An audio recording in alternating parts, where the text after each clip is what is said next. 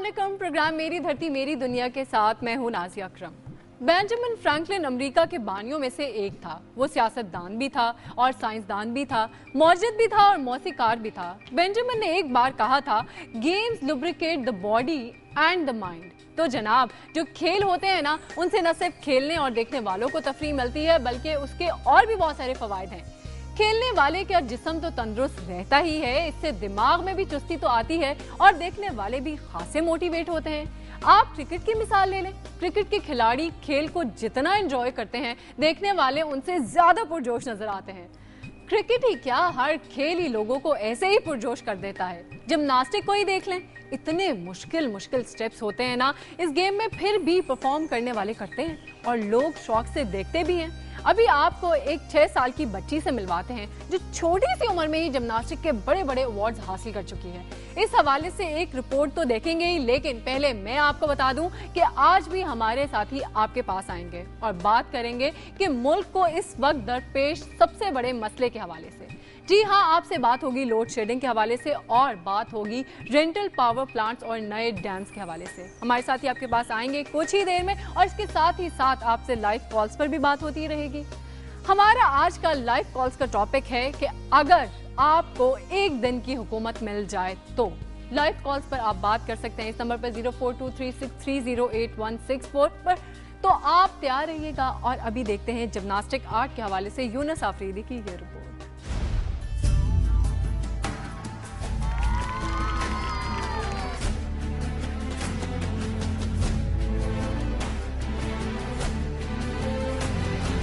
हमारे मुल्क में बेपनाह टैलेंट मौजूद है, लेकिन अंदर छुपे टैलेंट को उजागर करने के मौके फराहम नहीं किए जाते हैं। उमूमन हमारे यहाँ खुद अपनी सलाहियतों को उजागर किया जाता है।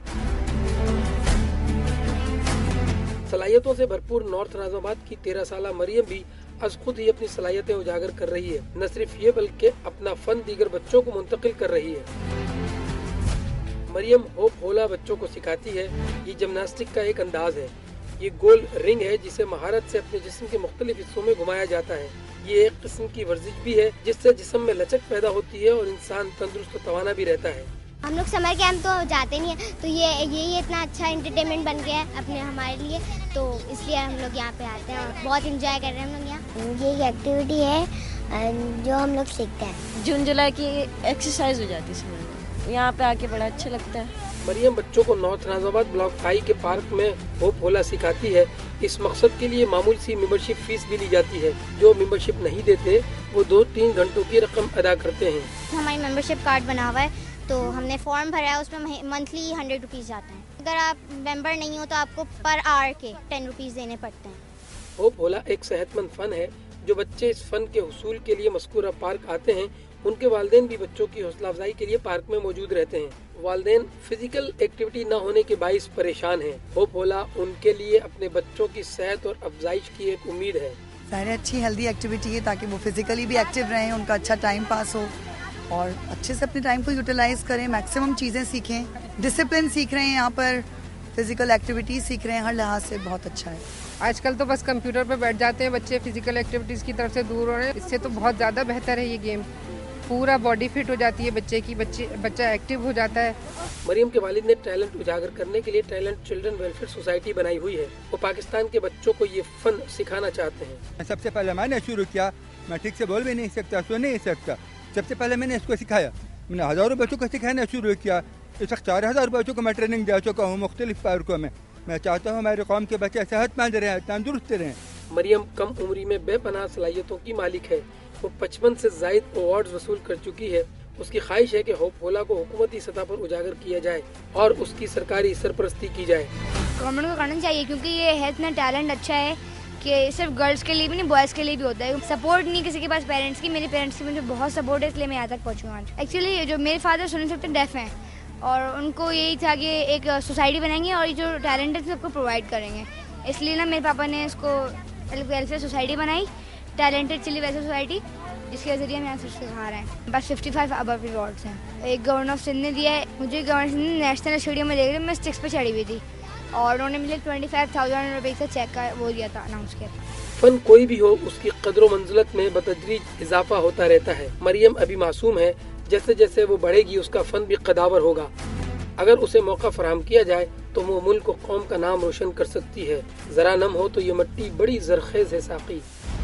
जनाब, अगर आपको एक दिन की हुकूमत मिल जाए तो क्या? ये तो आपने बताना है ना भाई, हमें क्या पता। और ये बताने के लिए मिलाएं 0423630816 आपसे इस बारे में जानेंगे इस ब्रेक के बाद। हमारे साथ रहिएगा।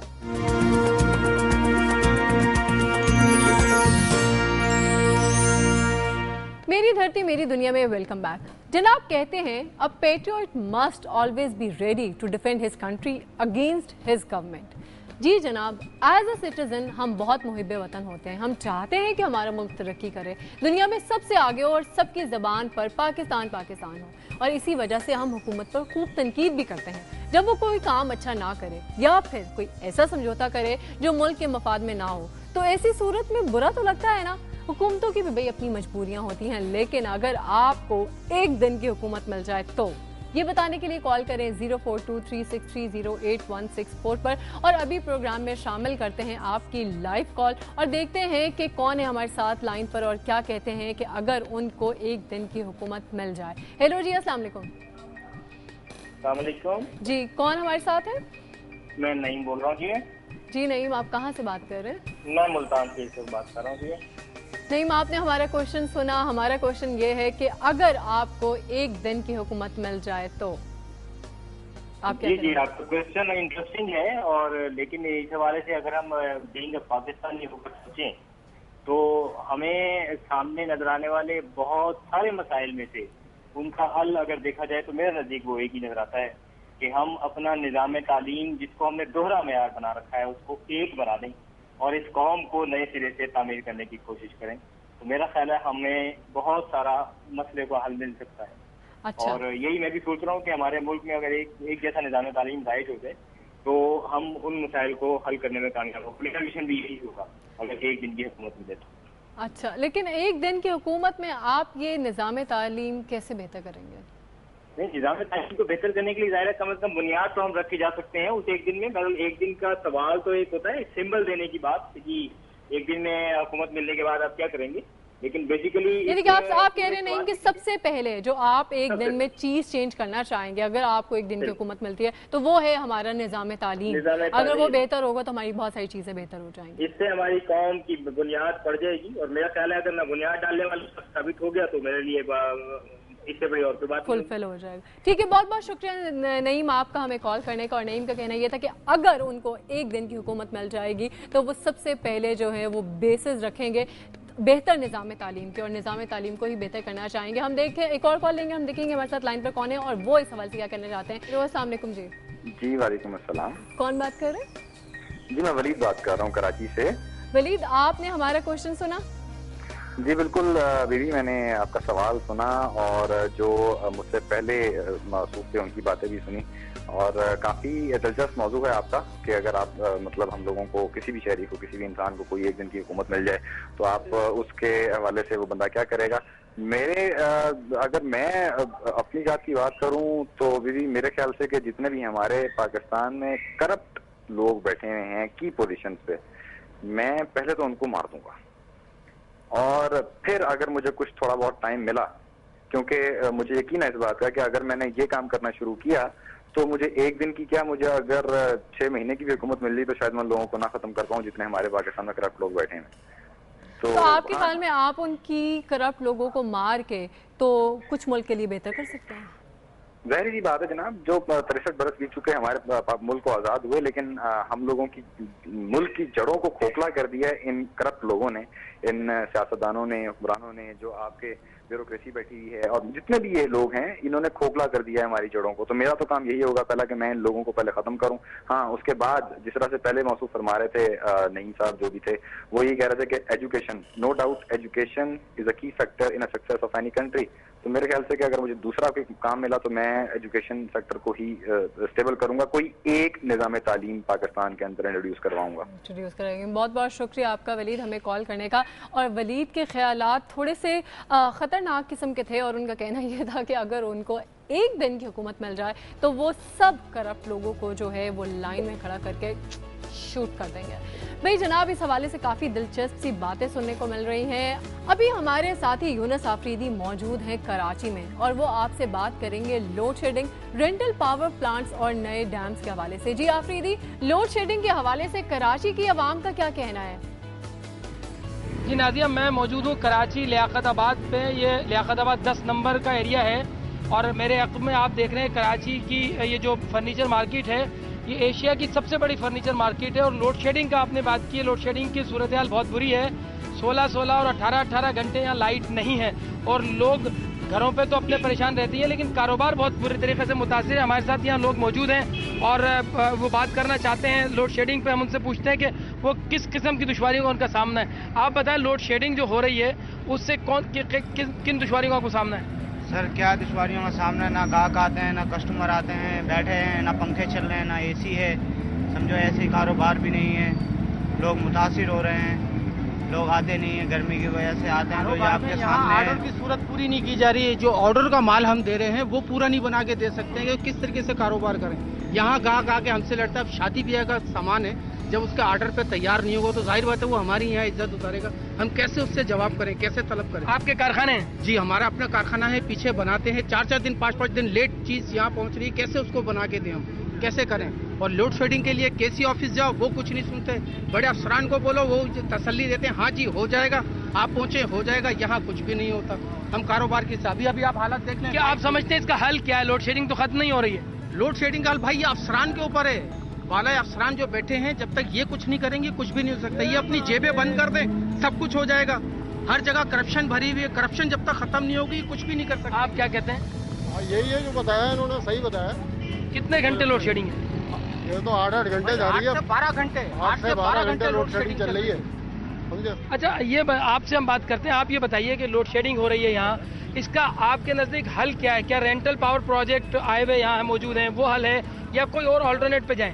देखिए, बात सुनिए, बिजली का बुहरान एक अरसे से है। इसको दूर करने के लिए जाहिर से बात है कि हमें बिजली प्रोड्यूस करना पड़ेगी, डैम बनाने पड़ेंगे।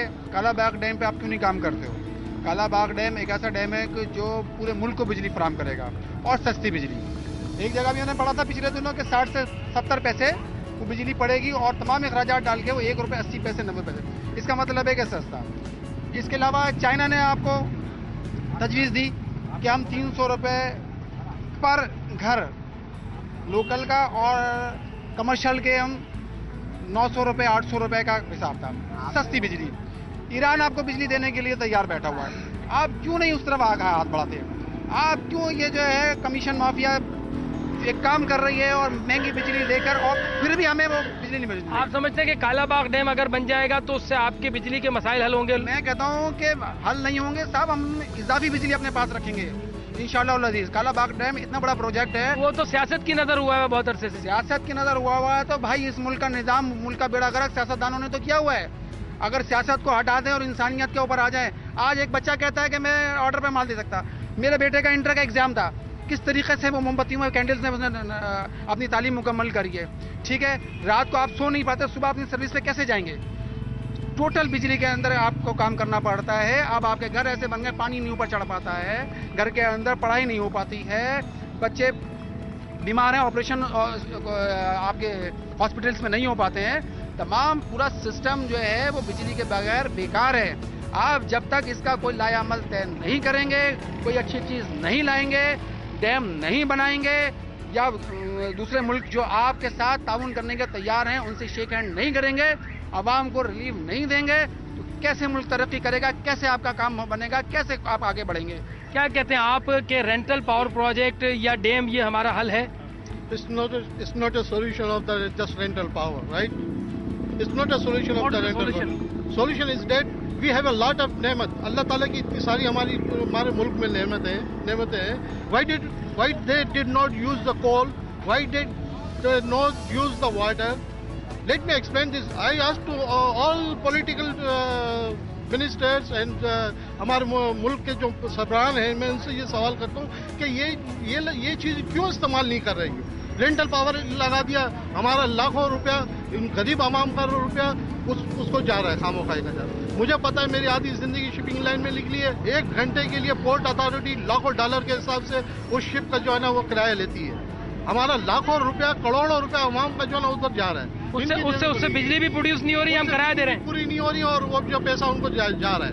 ये सिर्फ कमीशन बेस पे सारा काम चल रहा है, समझे ना, और हम आवाम को कोई रिलीफ नहीं मिल रहा है इससे। आप बताइए मुझे, आप लोड शेडिंग से मुतासिर हैं, ज़ाहिर है आप भी इसी मार्केट में होते हैं। बिल्कुल मुतासिर हैं लोड शेडिंग से। यहाँ पर तो हर चीज़ का एक ऐसा निज़ाम हो गया, जब तक हमारे अफसरान बाला जो हैं अगर वो अपनी ड्यूटी ईमानदारी से करें, अगर वो सिर्फ और सिर्फ अपने दिल में अल्लाह का खौफ रखते हुए और ईमानदारी से अगर अपनी ड्यूटी करें, तो कोई वजह नहीं कि हमारे इस मुल्क पाकिस्तान में लोड शेडिंग खत्म हो जाए इंशाअल्लाह। ये तो कहते हैं ना कि आपके पास जो प्रोडक्शन है वो कम है, आपकी खपत ज्यादा है, तो कैसे इसका हल कैसे करेंगे? खपत कहाँ से लाएंगे? ये जो अफसरान बाला बैठे हुए, ये किस बात की तनख्वाह ले रहे हैं? ये क्या हराम के पैसे ले रहे हैं? इन्हें शर्म नहीं आती बिल्कुल भी कि किस तरह से गरीब लोग किस तरह से अपनी गुजर बसर कर रहे हैं। आज के इस महंगाई के दौर में जिस तरह से महंगाई उरूज पर है, लोड शेडिंग तो ये तो बिजली की, गैस तक की लोड शेडिंग हो रही है। घरों में औरतें खाना पकाने के लिए बैठी हुई, खाना वक्त पर बच्चों को मिल रहा है। क्या स्कूल जाएंगे बच्चे? क्या मर्द अपने कामों पर जाएंगे? मुझे आप बताइए, क्या यही पाकिस्तान है? पाकिस्तान इसीलिए बनाया था हम लोगों ने कि ताने भी सुने, गालियां भी सुने, मार भी खाएं और फिर ये बिजली की लोड शेडिंग भी। ये जरदारी साहब को इस चीज का बिल्कुल भी ख्याल नहीं आता। जी आफरीदी, अभी आप यहाँ पर मौजूद हैं जो कि एशिया की बहुत बड़ी फर्नीचर मार्केट है, और वहाँ पे जो वहाँ के लोग हैं वो सफ़र कर रहे हैं बिजली की लोड शेडिंग की वजह से, और वो जितने भी उनके कस्टमर्स हैं वो भी सफ़र कर रहे हैं इस वजह से, और मुल्क में जो है बिजली का बहुत बड़ा बहरान चल रहा है। आप लोगों के ख्यालात हम तक पहुँचा रहे हैं। यहाँ पर वक्त हो गया है एक छोटी सी ब्रेक का, हम ब्रेक लेंगे और ब्रेक से वापस आके आपसे बात का सिलसिला जो है वो जारी रखेंगे।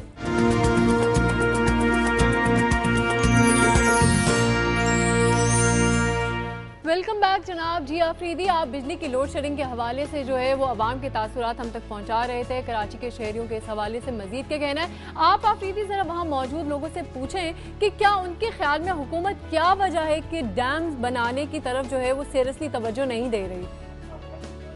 जी नाजिया, हम बात करते हैं, लोग मजीद मौजूद हैं उनसे कि ये जो लोड शेडिंग है, हम लोड शेडिंग पे बात कर रहे हैं, ये जो लोग बता रहे हैं, मतलब क्या हुकूमत आपके मसाइल को हल करने पर क्यों संजीदा नज़र नहीं आती है? भाई सारी बात ये, हुकूमत को कोई नज़र ही नहीं आता। सारी बात हम लोगों ने लाइटों के बगैर मोमबत्तियों में पेपर दिए, यकीन करेंगे आप हर बोर्ड में चले जाएँ आप, कोई भी मैट्रिक सेकेंड ईयर सब हम लोगों ने पेपर जो दिए ना लाइट के बिना दिए, और घर में भी लाइट नहीं हो तो कैसे दिमाग ख़राब होगा? हुकूमत ने कुछ करा ही नहीं हम लोगों के लिए आज तक, ना अभी तक कुछ करा है, ना करेगी हुकूमत। ऐसी हुकूमत आई है 4 सालों में, इन्होंने हुकूमत ने ऐसी हुकूमत ने कभी ज़िंदगी में नहीं देखी होगी हम लोगों ने। आप समझते हैं हुकूमत आप पर आपके मसले को हल नहीं करना चाहती? बिल्कुल नहीं करती, कोई भी हुकूमत ऐसी मसलों को हल नहीं करती। देख लें आप अभी कितने लोग मरे, आज देख लें कल कितने लोग मरे, ये क्या हो रहा है पाकिस्तान में? ये हो क्या रहा है? आप देख लो, खुद देखो। आप क्या कहते हैं, ये जो संजीदा नहीं है हुकूमत इस मसले को हल करने में, हालांकि और बहुत सारे मुतबादिल ज़राए भी हैं बिजली पैदा करने के? हुकूमत को सब मालूम है कि क्या हो रहा है क्या नहीं है, हुकूमत खुद नहीं चाहती। हुकूमत ने एक उसूल अपनाया हुआ है कि डिवाइड एंड रूल, कि इस कौम को डिवाइड करके और इसके ऊपर हुकूमत करते रहो बस। इसके अलावा ये इस आवाम को कोई सहूलत मुयसर नहीं करना चाहती। आप समझते हैं कि कैसे करे हुकूमत? फिर लोग वोट दे के मुंतखब करते हैं, वही लोग हुकूमत में जाते हैं। असल में यहाँ पे वोटिंग तो होती ही नहीं है, ये तो सब बदमाशी से वोट होते हैं, वरना तो कोई आवाम को तो वोट दिए नहीं दिए जाते। आप जाते हैं वहाँ पे, आपसे पहले आपका वोट दिया हुआ होता है। जो लोग अगर सही फेयर लोग आ जाएं तो इस मुल्क की तरक्की में बहुत अच्छा किरदार अदा कर सकते हैं। आप क्या कहेंगे? 2-3 घंटे लाइट नहीं होती, लाइट की बड़ी परेशानी है, काम धंधे नहीं है, कारोबार नहीं है, दुकानों पे गिराक नहीं आता, हम ऑर्डर पूरे नहीं कर पाते, इस वजह से हमें बहुत परेशानी है लाइट की। जी नाजिया, लोगों की गुफ्तगू आपने सुनी कि लोड शेडिंग से भी लोग परेशान हैं, और लोगों का कहना यह है कि हुकूमत संजीदा नज़र नहीं आती है इनके मामलात को हल करने में। जी आफरीदी, हमने लोगों की बातें सुनी, जिस तरह से लोग बिजली के बहरान की तरफ जो है इशारा कर रहे हैं, और ये डेफिनेटली हुकूमत की रिस्पॉन्सिबिलिटी तो बहुत बड़ी है ही, लेकिन इसके साथ साथ ये आवाम की भी रिस्पॉन्सिबिलिटी है कि वो इस तरह से बिजली को चोरी ना करें, और लोगों को जो है उनकी वजह से दूसरे लोग बिजली की लोड शेडिंग की वजह से सफ़र करें वो ना ही कर सके। तो बहुत बेहतर, बहुत बहुत शुक्रिया आपका हमारे साथ रहने का। बिजली की लोड शेडिंग इतना बड़ा मसला बन चुका है कि अवाम का कारोबारी जिंदगी ही ठप होकर रह गया है और अब तो लोगों की गॉसिप भी बिजली की लोड शेडिंग पर ही हो रही है। बिजली आ गई, बिजली चली गई, बिजली जाने वाली है, आपके घर बिजली है, हमारे घर नहीं है, वगैरह वगैरह वगैरह। बिजली की लोड शेडिंग तो अब SMS में जोक बन गई है। खैर, इस हवाले से तो आप जानते ही हैं, अभी क्यों ना जरा लाइट सी बात कर ली जाए। अरे भाई, बिजली वाली लाइट नहीं, मतलब भाई हल्की फुल्की सी बात ही अपने आज के टॉपिक पर, यानी कि अगर आपको एक दिन की हुकूमत मिल जाए तो बात कीजिए, आपका ख्वाब ख्याल क्या है हमें जरूर बताइएगा। और आप नंबर डायल कीजिए 0423630816 जानते हैं कि मुल्क को कौम के हवाले से आपके क्या क्या शानदार मंसूबे हैं। और लेते हैं एक कॉल और देखते हैं कौन है हमारे साथ। हेलो जी, अस्सलाम वालेकुम। वालेकुम अस्सलाम जी, मैं फातिमा बात कर रही हूँ। जी फातिमा, आप कहाँ से बात कर रही हैं? मैं इस्लामाबाद से बात कर रही हूँ। जी फातिमा, आपने हमारा आज का क्वेश्चन सुना? जी बिल्कुल, आज का क्वेश्चन सुना और आपकी ऑप्शन भी मुझे मतलब जो समझ में आ रही है कि एक दिन की हुकूमत मिल जाएगा आप क्या करेंगे। तो मेरा ख्याल से हमारी जो प्रीवियस गवर्नमेंट है वो सिस्टम को इतना बिगाड़ चुकी हुई है कि एक दिन की हुकूमत मिलने से कुछ नहीं होने वाला। और दूसरा ये कि अगर हम ये सोच भी लें कि एक दिन की अगर किसी को हुकूमत मिलती है और वो कुछ बेहतर कर सकता है तो हो सकता है कि हुकूमत के लेवल पे हो सके। लेकिन आपको क्या लगता है कि हमारी सोसाइटी में जो हमारी पब्लिक, हमारी आवाम का हाल है, क्या वो बेहतर हो सकता है? फातिमा ठीक है, आई एग्री विद यू। ठीक है, एक दिन में हम चीजें चेंज नहीं कर सकते, लेकिन एक दिन में शायद हम बुनियाद रख सकते हैं। वो कौन सी ऐसी चीज है जिसको आप सबसे पहले एक दिन की हुकूमत में उसकी बुनियाद रखना चाहेंगी बेहतरी की तरफ या चेंज करने के लिए? मेरे ख्याल से जो फिर प्रीवियस हुक्मरान है उनको अकाउंटेबल जो है ना बनाना चाहिए एक दिन की, अगर आपको चांस मिलता है तो। क्योंकि अगर उनकी अकाउंटेबिलिटी होगी तो ही किसी को इबरत मिलेगी कि वो आइंदा के इस तरह के कम कम काम ना करे कि अब अपनी पूरी नेशन का फ्यूचर दो ऊपर लगाता है। बिल्कुल सही कहा फातिमा आपने। और जनाब, ये हमारे साथ फातिमा थी। बहुत बहुत शुक्रिया फातिमा आप हमें कॉल करने का। उन्होंने बहुत अच्छी बातें की, दिलचस्प सी बातें आप भी सुन रहे हैं, हम भी सुन रहे हैं। आप भी इस टॉपिक पर अपनी राय दे सकते हैं, लेकिन एक ब्रेक के बाद जल्दी वापस आते हैं, हमारे साथ रहिएगा।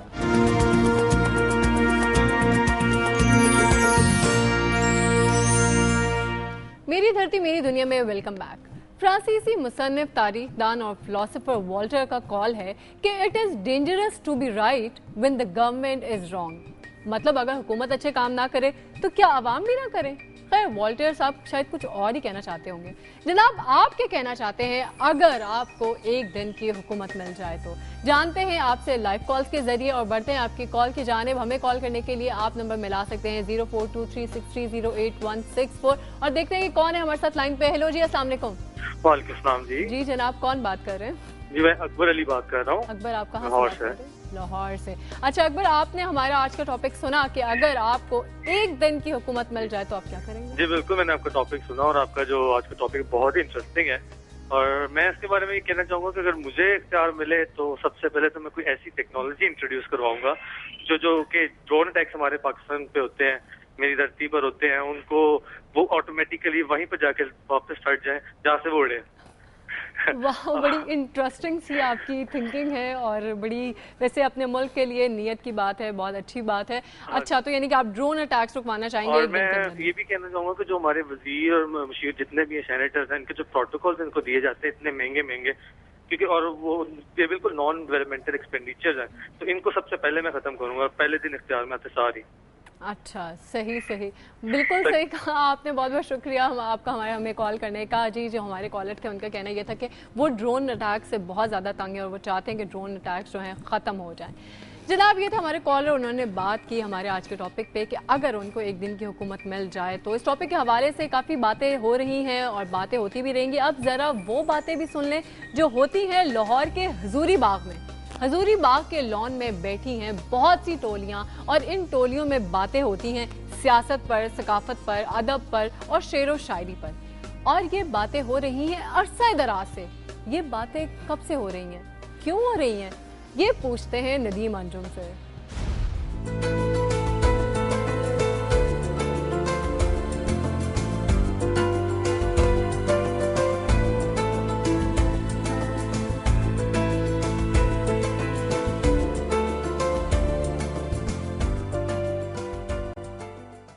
बादशाही मस्जिद के साए और गुरुद्वारा डेर साहब के पहलू में ये महफिल कई बरसों से सजती है। कम अज कम 100 साल पुरानी महफिल है। पाकिस्तान बनने तो पहले भी हिंदू सिख ईसाई मुसलमान बहते सन। असी और बच्चे सी ते बकायदा बाबा गुलाम मोहम्मद मियां खान दी हवेली वाला पुराने बुढ़िया नूं पता वो बैठा तो असी और बच्चे सन कहंदा इत्थे महफिल लगनी चाहिए। ते जी ऐसी महफिल लगी कि रह रब दा ना दुनिया कराचियों सारे पंजाब तो पिंडां तो लोग ये थे 10,000 का मजमा लगदा। हुजूरी बाग की टोलियों के नाम से मारूफ बड़े बूढ़ों की इस महफिल में मौजूद हर शख्स अपने किसी खास अंदाज से पहचाना जाता है। किसी को हमदो नात गोई में कमाल हासिल है तो कोई उस्ताद दामन और इकबाल के अशार का हाफिज है। ते कैनू रो रो मनाए पे आदम यार यारां नू मिलदे ते असी कैनू सीने लाए। किसी को बुल्ले शाह अजबर है तो कोई बाबा फरीद का मद्दाह है। किसी के सुर यहाँ गूंजते हैं तो किसी की ताल से ताल मिलती ही चली जाती है। हर गल कलाम नू शुरू करिए ते पढ़िए सब थी पहले बिस्मिल्लाह। उस्ताद भी देंदे ने सबक मियां बच्चियां नू वो भी पढ़ांदे ने सब थी पहले बिस्मिल्लाह। ते सफा अवल कुरान दा खोल देखो, सफा अवल कुरान दा खोल देखो लिखी है उस ते भी सब थी पहले बिस्मिल्लाह।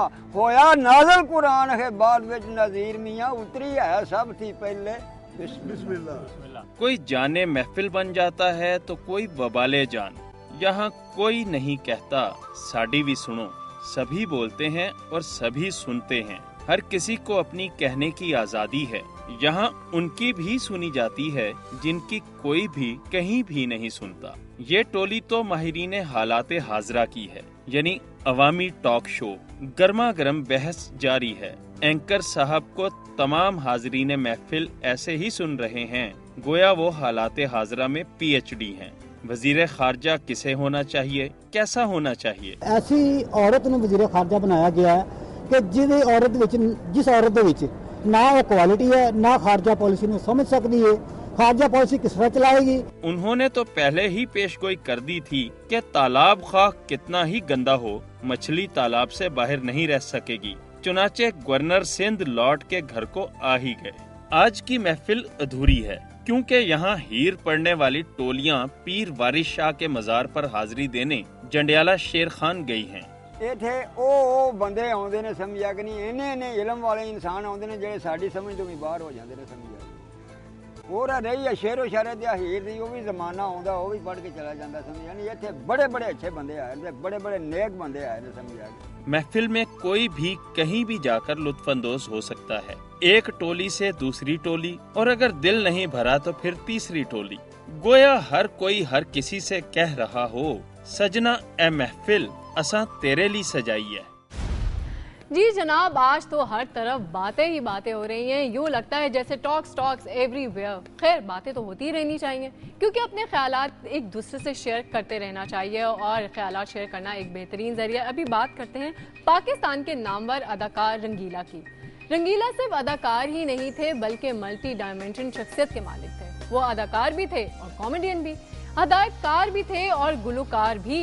उनकी हर फिल्म शायकीन को हंसने पर मजबूर कर देती थी। रंगीला 1 जनवरी 1937 को पैदा हुए। उनका पैदाइशी नाम मोहम्मद सईद खान था। टीन एज में उनको बॉडी बिल्डिंग का शौक पैदा हो गया। अमली जिंदगी का आगाज रंगीला ने एक बॉडी बिल्डर के तौर पर किया। रोजी कमाने के लिए वो फिल्मों के बोर्ड भी पेंट किया करते थे। शोबिज में कदम रखा तो आगाज में वो स्टेज ड्रामों में काम करने लगे। 1960 में रंगीला ने फिल्मों में अदाकारी शुरू की। रंगीला ने हदायतकार MJ राणा की फिल्म जट्टी से फिल्मी करियर का आगाज किया। उनकी इब्तदाई फिल्मों में गुलबदन और गहरा दाग शामिल हैं। रंगीला ने 70 की दहाई में हदायतकारी का आगाज किया। उन्होंने फिल्म दिया और तूफान, कुबड़ा आशिक, सुबह का तारा और 2 रंगीले जैसी फिल्में बनाई। रंगीला ने गुलकारी भी की और उनका जो गाना ज्यादा मशहूर हुआ वो ये था, गा मेरे मन वा गाता जा रहे। रंगीला 40 वर्ष तक पाकिस्तानी शोबिस पर छाए रहे। उन्होंने 3 शादियां की। रंगीला की 8 बेटियां और 6 बेटे हैं। उनकी एक बेटी फरा दीबा लाहौर की काउंसलर भी रहीं। रंगीला ने 24 मई 2004 में वफात पाई। फिल्मों में बेहतरीन अदाकारी की वजह से उन्होंने कई बार निगार अवार्ड्स भी हासिल किए। रंगीला के हवाले से इतनी बातें हैं कि उन्हें एक प्रोग्राम में कहना मुमकिन ही नहीं है। जनाब, आज आपसे बात हुई बिजली की लोड शेडिंग के हवाले से और लाइव कॉल्स पर बात हुई कि अगर आपको एक दिन की हुकूमत मिल जाए तो। जनाब, इस हवाले से आपने अपनी राय तो दे दी, मुझसे तो पूछी ही नहीं। खैर है, मैं खुद ही बता देती हूँ जनाब, अगर मुझे एक दिन की हुकूमत मिल जाए तो मैं कोशिश करूंगी कि ये एक दिन 10 नहीं तो कम से कम 5 साल तक तो चला ही जाए। भाई आखिर हुकूमत को अपनी मुद्दत भी तो पूरी करनी चाहिए ना। एक दिन में भाई मैं क्या क्या कर सकती हूँ। वैसे हमारे सियासतदान भी तो यूं ही करते हैं ना। Just joking. इससे पहले कि मेरी बात सुनकर सियासतदान अपनी स्टेटमेंट देने यहाँ आ जाएं और फिर से नई बहस शुरू हो जाए, इसीलिए प्रोग्राम यहीं पर खत्म करते हैं। और हाँ, आप अपना फीडबैक देना मत भूलिएगा। फिर आएंगे मजे मजे की नई बातों के साथ। तब तक के लिए अल्लाह हाफिज़।